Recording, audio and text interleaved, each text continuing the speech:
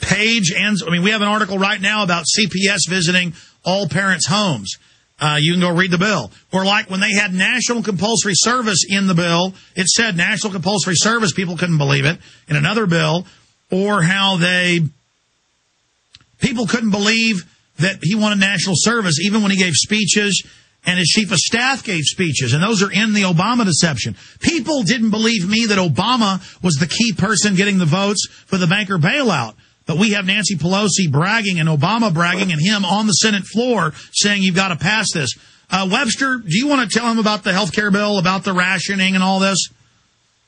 Well, the bill itself, I think it does not spell a lot of these things out. I would just note that some of the things that are most dangerous were already passed in the stimulus. In particular, there was $2 billion in the stimulus for something called National Coordinator for Health Information Technology at the National Institutes of Health. I take it here in Bethesda. So National Coordinator for Health Information Technology.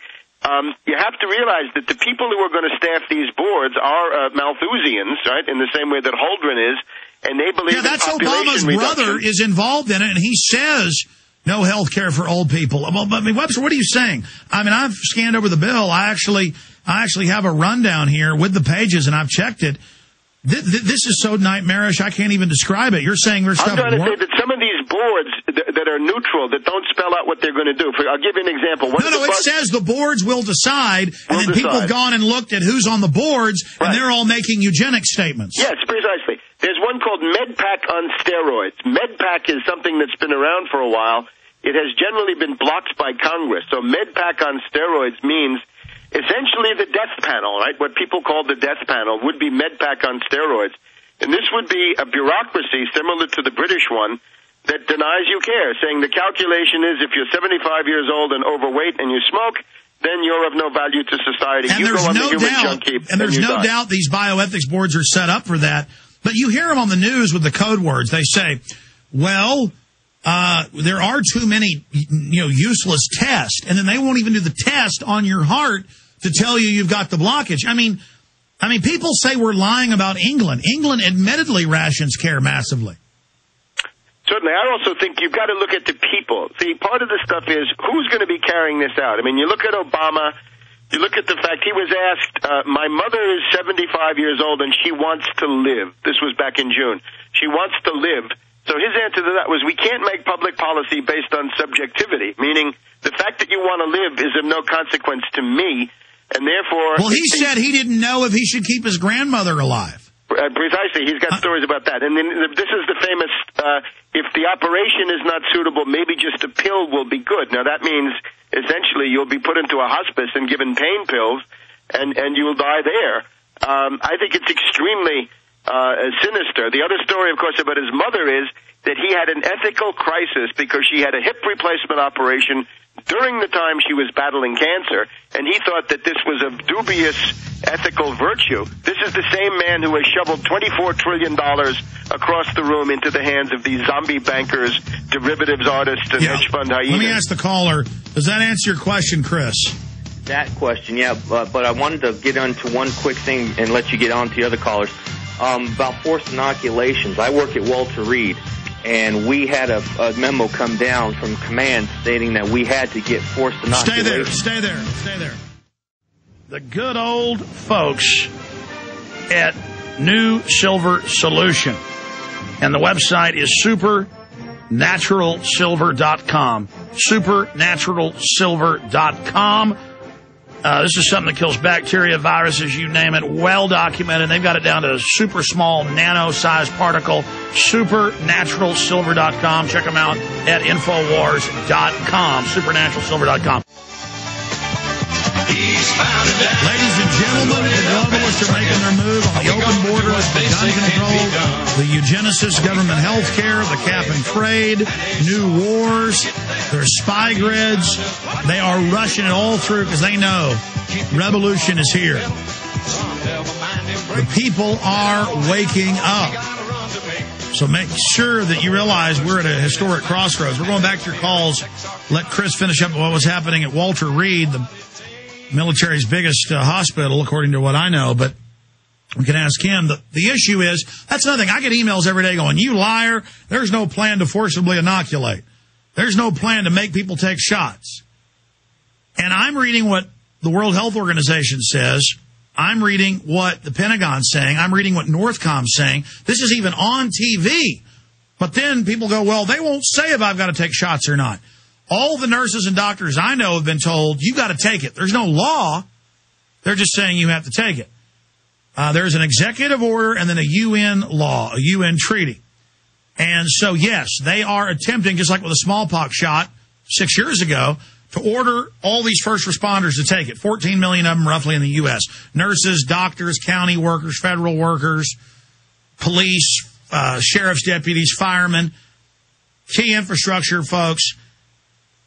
They're even trying to tell bank people they got to take it. And is this just a boondoggle to sell tens of billions of a worthless vaccine? Or is it something worse? But go ahead and make your point about the vaccine, sir. You've been told you've got to take it. Yes. Basically what happened was I work with the union, and we had a big fight with the commander and higher authority, whoever that may be, that they were trying to inoculate us, saying anybody who comes in contact with these injured soldiers or the really sick need to take these inoculations. And I came up with the point, why the heck should I be taking an inoculation, or why should I take an inoculation for something? If these people are so sick, what the heck are they doing out of their hospital rooms in the first place? And to end the story real quick, we won, and they didn't force it, but I'm afraid now with this swine flu thing coming out that they're going to come at us again. But see, that's my point. They tell you it's the law, you've got to do it. When there's no law, you say no, you don't have to. Webster, let me just comment on that, Alex. The big problem with Walter Reed Army Hospital that overarches all of this is it's being shut down. The side of the healthcare debate that gets, I think, left out is where are the doctors supposed to come from and where are the hospitals that you're going to need, because you do need them. Walter Reed is being shut down. Now, if you go by Bethesda on the Naval Center side, they're building something there that they claim is going to replace Walter Reed, but I am skeptical. I see all of this as a project of cutting. Here in Washington, D.C., we've lost 2 or 3 hospitals over the last 10 years or so, and it's getting to be a real drama. Where's the nearest hospital? And you and others have pointed out that that's what this banker system is. Nothing for the people, everything paid as interest on imaginary fiat black hole of debt they create to swallow up the world. And I want to make the point. Conyers says he can't read the multi-thousand-page bill and that it's bad to read the bill now. They've gone from lying and saying they read them to saying it's bad to read them. If they can't read a bill, but then they tell us we're liars about what's in it when I have scanned it and I have it here, then how can they administer government health care? If Obama, 7 months ago, first thing he did in office, and he said this on TV, was they were going to make vets pay for their own insurance and health care. I mean, that shows who they are. If the troops don't get health care, and they're making them pay for their lunches at Ramstein in Germany when their legs are blown off, these aren't old men. If they're breaking the contracts with the troops, folks, none of you are getting anything. You're getting an aspirin. You're getting euthanized. This is what the White House science czar says. Now they're getting Rahm Emanuel's brother. In fact, put that Salon article up for folks in the White House who openly calls for killing the old. I mean, you can't make this stuff up, people. If they can't read the bill, they're not going to be able to. Oh, I'm sorry. Alex, let me just add, in terms of Congressman Conyers, if you go to the Black Agenda report, the fine website of Glenn Ford, they have quotes from Conyers there where he says, I am very disappointed with Obama. Obama's health care plan is junk. Now, I wonder if they're going to accuse Conyers of being a racist because he criticizes Obama. Yeah, we have that up on Infowars.com right now. But what Conyers is saying, he wants the power of the Democratic Party to stay there. Obama is for the globalist, so he knows he's going to discredit his own system. That's his job, is to carry the ball down the field. Conyers is more of just a punk politico. And, yeah, Conyers says, we're going to play the clip coming up, Conyers says that he's going to destroy us and that we're all going to get thrown out. So, I mean, Conyers is doing that from a slimy perspective, Webster. Let me just just add, the other thing here is, what is actually going on? I'm afraid people say Obama wants to have the government take over health care. I don't think that's the goal at all. What I see is that Obama is in bed with the insurance companies. He had 25 insurance executives. No, this gives them liability protection. It gets pushed over to the government. Right. It gives them a bailout above all. We should never forget, most of these insurance companies are bankrupt because of derivative speculation. AIG was what?